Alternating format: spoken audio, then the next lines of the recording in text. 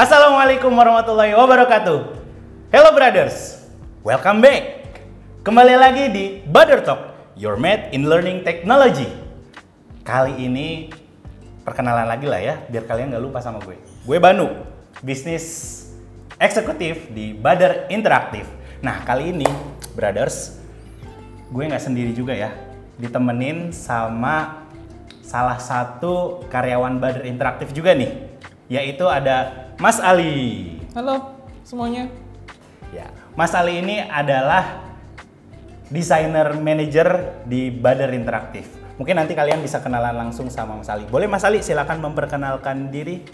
Oke, bismillahirrahmanirrahim. Nama saya Ali. Nama panjangnya Muhammad Ali. Nanti bisa dicek aja di LinkedIn. Hati-hati ketemunya petinju.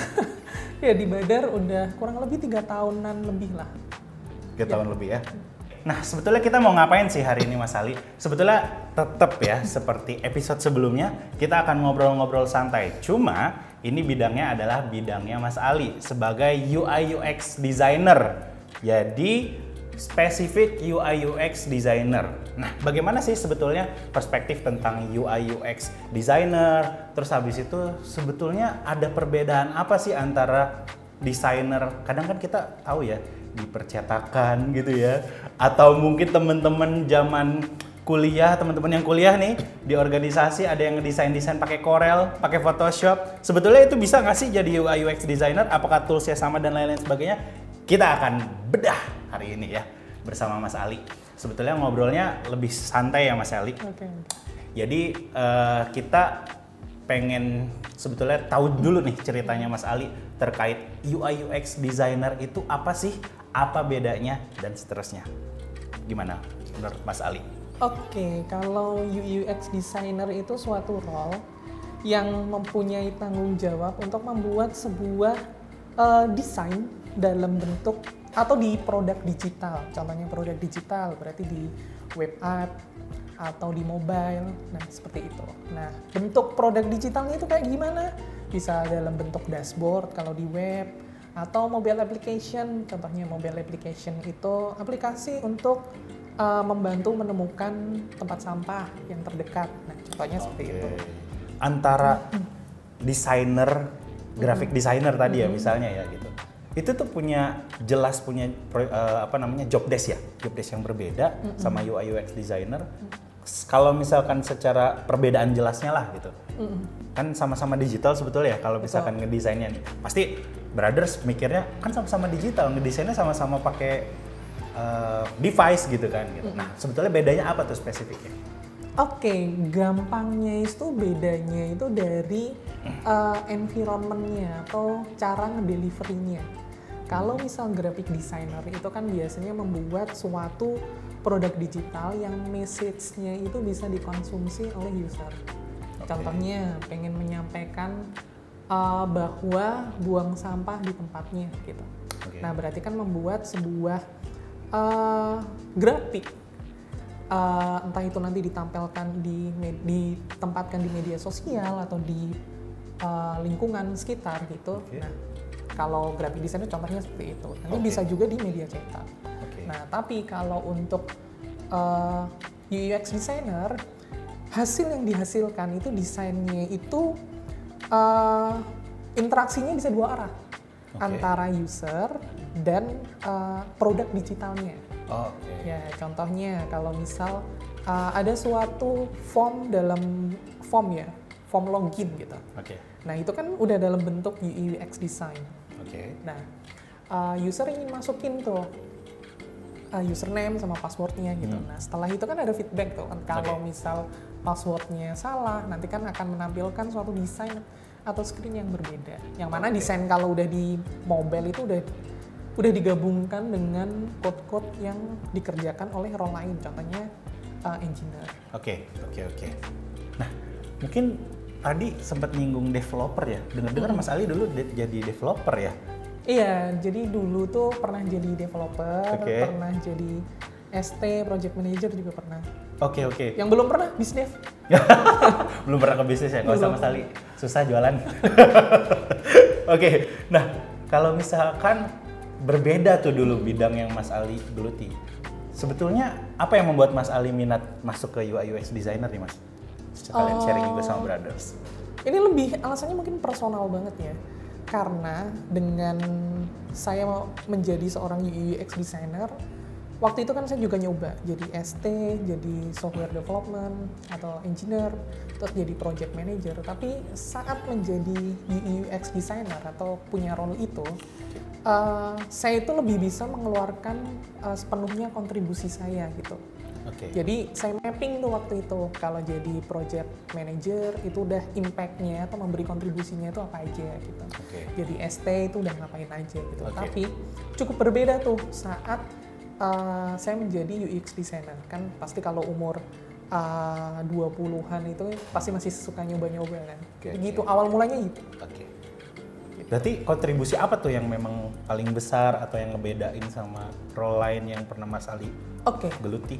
Jadi dulu itu di perusahaan sebelumnya, sebelum di Bader, saya itu membuat sebuah guideline. Jadi pada saat itu tuh belum terlalu marak mengenai desain sistem. Dan kebetulan company itu belum bisa mengimplement desain sistem di tempat sebelumnya. Sehingga saya membuat library untuk style guide di beberapa project. Nah, dengan adanya itu, desain saat membuat sebuah desain, UI UX design itu jadi lebih terstruktur karena ada guideline-nya. Dan itu dipakai sampai saya menjelang mencari tempat lain for good gitu. Masih dipakai. Masih dipakai ya, oke. Berarti memang ada salah satu panggilan kali ya? Nggak tahu ya panggilan. Jalannya mungkin ya? Jalannya mungkin ya gitu ya. Dan akhirnya ketemu passion kali ya, mungkin ya. Akhirnya ketemu passion, terus habis itu kok kayaknya kontribusinya mungkin beda dari yang sebelumnya Mas Ali geluti ya. Nah, sebetulnya saat ini juga kita ngelihat ya, marak ya. Akhirnya UI UX designer itu banyak tuh diminati kan sama generasi-generasi muda ya pastinya ya, yang masih kuliah atau mungkin yang switch karirnya gitu ya. Nah, mungkin di situ apa yang pengen Mas Ali sampai ini? Sebetulnya apa sih yang dari passion yang tadi Mas Ali temukan gitu, terus habis itu Mas Ali pengen sharing apa ke Brothers nih kira-kira terkait UI UX designer ini sendiri?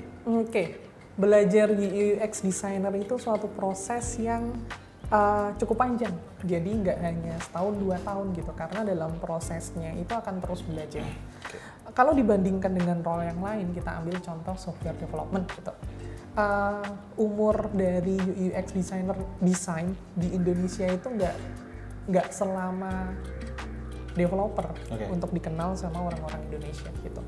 Maka kalau untuk mau belajar UI UX design itu nggak hanya difokuskan untuk technical skill-nya aja. Contohnya kalau misal UI UX design berarti kan itu bertanggung jawab untuk user experience dan user interface. Berarti nggak hanya bertanggung jawab mengenai flow-nya, terus tampilannya gitu.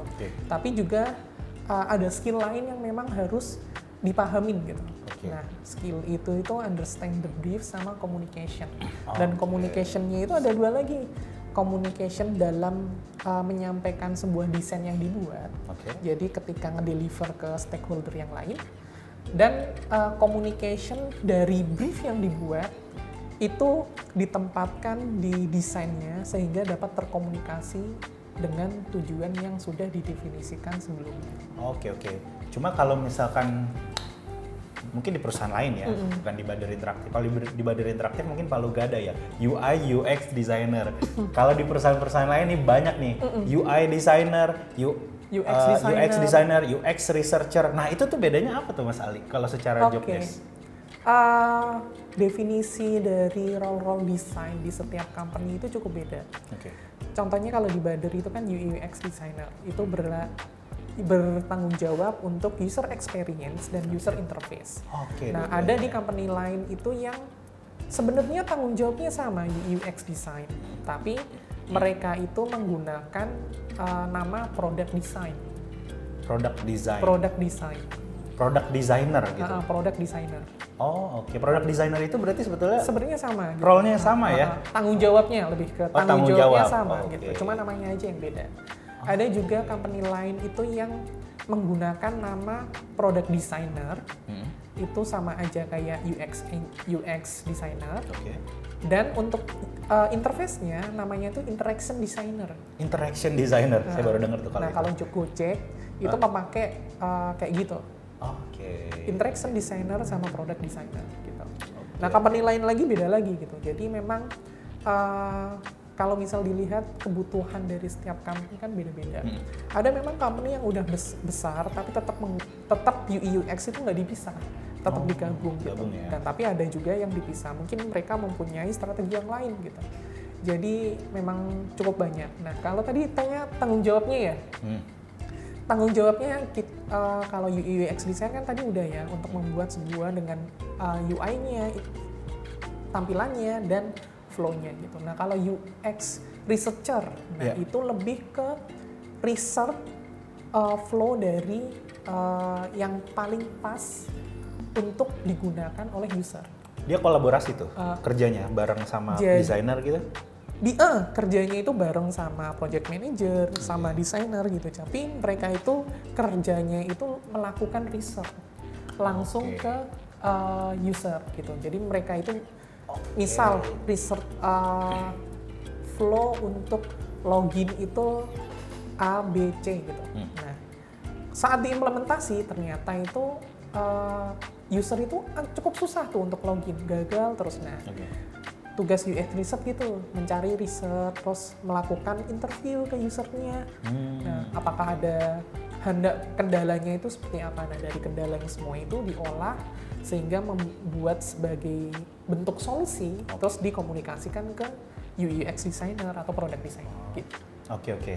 Nah, terus Mas Ali nih, since sebagai seorang UI UX designer dengan pengalaman-pengalaman tadi yang juga sudah disampaikan gitu ya. Nah, sebetulnya kayak pekerjaan UI UX designer gitu ya, Mas Ali. Itu tuh kalau misalkan bisa kita lihat sekarang banyak yang minat gitu ya. Mungkin minatnya tadi juga kita juga nggak tahu nih, teman-teman brothers nih yang minat di UI UX designer nih sebetulnya karena apa? Apakah karena gaji gitu? Atau apakah karena memang ya udah gue passion gitu dengan bidang desain gitu, akhirnya UI UX designer berarti tinggal belajar ilmunya spesifiknya apa gitu. Nah, itu sebetulnya kompleksitas sebagai seorang UI UX designer yang akhirnya berkaitan dengan benefit apa aja mungkin yang akan didapat gitu. Menurut Mas Ali gimana tuh? Kalau menurut saya dibandingkan mungkin tahun-tahun sebelumnya ya, jadi sekarang di Indonesia itu jauh lebih terbuka karena pada saat itu awal-awal role UI UX design masuk ke Indonesia itu yang implement atau yang memiliki role-role tersebut di suatu perusahaan itu kebanyakan startup atau agensi atau software house gitu kebanyakan. Nah, corporate itu belum tuh. Nah, sekarang ini corporate itu udah punya, kayak contohnya Telkom udah punya gitu. Dan mungkin ada beberapa corporate yang lain yang memiliki role UI UX design gitu. Jadi dari situ aja.